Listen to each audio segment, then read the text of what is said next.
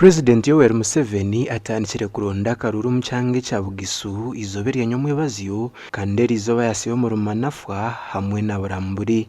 Abahagizi abahiko mu campaign egi bayereko butashemererwa abo kutimburuka kwitaka okubamarira abantu. Tambeko ku issue ya bridges twine enkuba nyingi era bwetonya abaana tebasoma abantu tebatambula mu kitundu kwegamba tusalwako ddala so tugenda saba bridge n'eddwaliro ng'ebintu ebikulu ennyo mu kitundu. Agenda kugayizya eddwaliro lyaffe ly'Ebugobero nva ku health center for district hospital.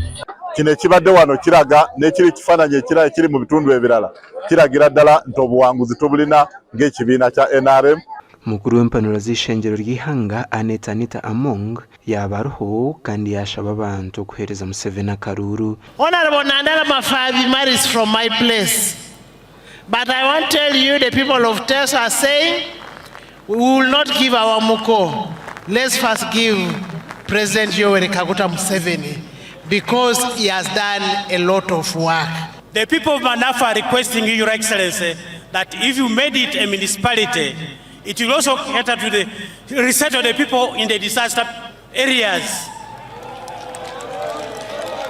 Museveni arukugambaho n'abahagizi be yaboreka kwaro kumanya je bicweka bya Bugisu ngo habo kubakeshereka yo mu bwire bw'entaro obw'abantu bayidamini babire no bamuronda. I jumped over the fence and started running. Bari papa we linambo ni yamyala wabuha lumako niye watima weruha. In Maruku housing just said. Bari Maruku mu estate ye Maruku mumanyireyo. Then Walimbo was a young boy apparently. I didn't know him, of course. Bari papa chairman wefe abo musoleri mu biseera ebyo. So when they saw me running, they thought I was a thief. Bari nga babona mukuru we ni namba atima bambasa barumwifi. They came to intercept me. I was being chased by Amini soldiers. Baraba nga atimisibwa ni basulukhale baamini ari nibo bambasa barumwifi nabo bera bakakona bamuona. And they were firing bullets. Era babanga bapaka masasi. But they were not getting me because I was running. Bari nenga sibambo mukuru we linambo takhule khubawera mubamu watima nabi. Now the danger came from Walimbo and his group. Museveni yongera kubagira ngo kuyazo mu bwebembezi ebyabire no bategana saka bikoraho kandi ngo n'abantu b'icyange cyo babasa kumuhero bujurizi. The Baganda use the word etofari these days, etofari. Bari basiefe Baganda barambisa litafari which somebody has put on the house. Bali tafari nilyo munda abawarere hunzu. So the matafari which Uganda has put, NRM has put on Uganda and Africa are 7 since 1986. Bari kama tafari kesi sibi na sabaninzali sirere mu Uganda kali musamvu.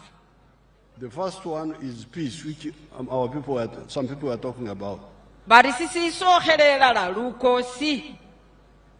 Now, that one was not easy.